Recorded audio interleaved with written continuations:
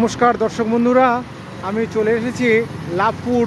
নবনির্মিত এই সেতু তৈরি হয়েছে, তো এটা বীরভূম জেলার মধ্যে পড়ে। আর এই সেতুটির নাম হচ্ছে রাঙামাটি সেতু। এটি উদ্বোধন করতে স্বয়ং মমতা বন্দ্যোপাধ্যায় এসেছিলেন, আমাদের দিদিভাই। তো এই ব্রিজটি উদ্বোধন করে গেছেন মমতা বন্দ্যোপাধ্যায়। আপনারা দেখতে পাচ্ছেন তার যে সেতুটি নির্মিত হয়েছে সেটিও লেখা রয়েছে এখানে। স্বয়ং দিদি এসেছিল ওই সেতু উদ্বোধন করতে।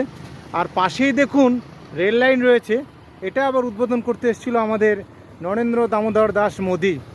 তাই এই সেতুটি করেছেন মমতা বন্দ্যোপাধ্যায় উদ্বোধন। আর এই রেল লাইন যেটা লাভপুর হয়ে একদম পুরো সোজা শিয়ালদায় চলে গেছে, এটি উদ্বোধন করতে এসেছিল নরেন্দ্র দামোদর দাস মোদি।